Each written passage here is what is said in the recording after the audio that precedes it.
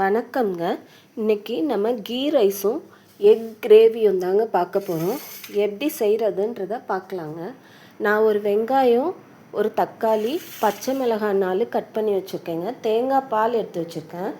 இஞ்சி பூண்டு பேஸ்ட்டு, புதினா கட் பண்ணி வச்சுருக்கேங்க. இப்போ குக்கரில் தேங்காய் எண்ணெய் விட்டுருக்கேங்க. பட்டை, கிராம்பு, ஏலக்காய்லாம் போட்டு தாளிச்சிக்கலாம். தாளிச்சிட்டு கட் பண்ணி வச்சுருக்க வெங்காயத்தையும் பச்சை மிளகாவையும் அதில் சேர்த்துக்கலாங்க. வெங்காயம் நல்லா வதங்கணுங்க. அதுக்காக ப்ரௌன் கலர்லாம் மாற வேண்டாம், நம்மளுக்கு கண்ணாடி பதம் வந்தால் போதும். இப்போ புதினாவும் சேர்த்துக்கிறேன். புதினா சேர்த்து நல்லா வதக்கிக்கிறேன். வதக்கின பிறகு நம்ம இஞ்சி பூண்டு பேஸ்ட்டுங்க. நான் இஞ்சி பூண்டு 2 பச்சை மிளகா கூட போட்டிருக்கேங்க. கொஞ்சம் காரமாக இருந்தால் நல்லாயிருக்குமேன்ட்டு அதையும் போட்டு நல்லா இப்போது வதக்கிக்கலாம். அடுத்து தக்காளி சேர்த்துக்கிட்டேன். தக்காளி ரொம்ப வதங்க வேண்டாங்க. லைட்டாக புளிப்புக்காக ஒரே ஒரு தக்காளி தான் சேர்த்துருக்கேன். ஏன்னா நம்ம தேங்காய் பால் சேர்க்க போகிறோம். ஒயிட் கலரில் தேங்காய் போட்டு கீ ரைஸ் மாதிரி செய்ய போகிறோங்க. தேவையான அளவு உப்பு சேர்த்துருக்கேன்.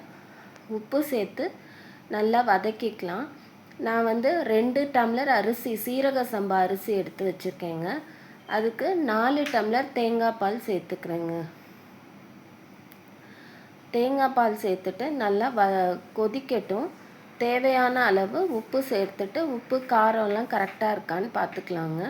நல்லா கொதித்த உடனே நம்ம ஊற வச்ச சீரக சம்பா அரிசியை இதில் சேர்த்துக்கலாங்க. சேர்த்து அரிசியும் நல்லா வெந்து வரணுங்க.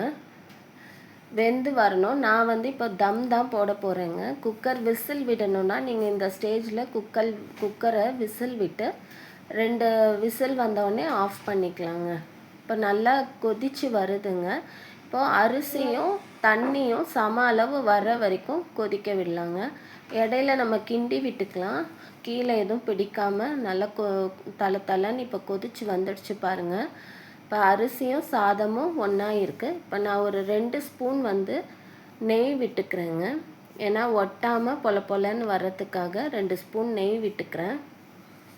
விட்டு ஒரு கிளறிட்டு குக்கரை மூடி நம்ம இருக்கிறதுலே சின்ன பர்னர் இருக்கும் இல்லைங்க, அதில் வச்சு சிம்மில் வைக்க போகிறோங்க. சிம்மில் வச்சு குக்கரை மூடி விசில் போட்டுடலாங்க. இப்போ கரெக்டாக இருக்குங்க. இந்த ஸ்டேஜில் நம்ம போட்டு மூடி வச்சிடலாம். அடுப்பில் விட்டுட்டு ஒரு 10 மினிட்ஸ் கழித்து பார்த்தோன்னா நம்மளுக்கு கரெக்டாக ரெடி ஆகிடுங்க. விசில் போட்டு விட்டுட்டு வெயிட் பண்ணி பார்க்கலாம். இப்போ ஒரு 5 மினிட்ஸ் ஆகிடுச்சுங்க. தம்லாம் அடங்கிடுச்சு. திறந்து பார்க்கலாம்.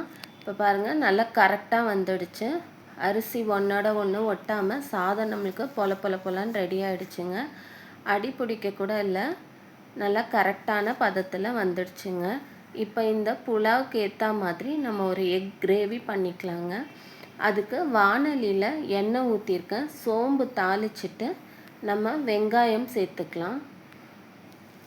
கொஞ்சமாக கடுகும் போட்டிருக்கேங்க.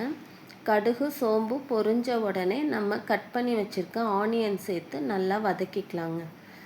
ஆனியன் வதங்கின உடனே நான் மிக்சியில் 2 தக்காளி, கொஞ்சம் முந்திரி பருப்பு, சோம்பு, பட்டை, கிராம்பு இதெல்லாம் போட்டு அரைச்சி வச்சுருக்கேங்க. இஞ்சி பூண்டு பேஸ்ட்டு தனியாக அரைச்சி வச்சுருக்கேங்க. இதையும் இந்த கலவையை அதில் ஊற்றி நல்லா வதக்கிக்கலாங்க. வதக்கின பிறகு இஞ்சி பூண்டு பேஸ்ட்டும் போட்டுக்கிறேங்க. ஒரு 1.5 ஸ்பூன் போட்டுக்கிறேன் இஞ்சி பூண்டு பேஸ்ட்டு. போட்டுட்டு அதையும் சேர்த்து நல்லா வதக்கிக்கலாம். பச்சை வாசனை போயிட்டு எண்ணெய் பிரிஞ்சு வரணும், அது வரைக்கும் நல்லா வதக்கிக்கலாங்க. இது கீ ரைஸ்க்கு ரொம்ப டேஸ்டாக இருக்குங்க. இந்த மாதிரி செய்து பாருங்கள். குயிக்காக செஞ்சிடலாம், ஆனால் டேஸ்டியாக இருக்கும். இப்போ கொஞ்சமாக மஞ்சத்தூளும் 1.5 ஸ்பூன் குழம்பு மிளகா பொடியும் சேர்த்துக்கிறேங்க. வேறு எதுவும் சேர்த்துக்கல. ஏன்னா நம்ம தக்காளியில் அரைக்கும் போதே கிராம்பு, பட்டை, சோம்பு எல்லாம் போட்டு அரைச்சிருக்கோம். அதனால் நல்லா வாசனையாக கமகமன்னு இருக்குங்க.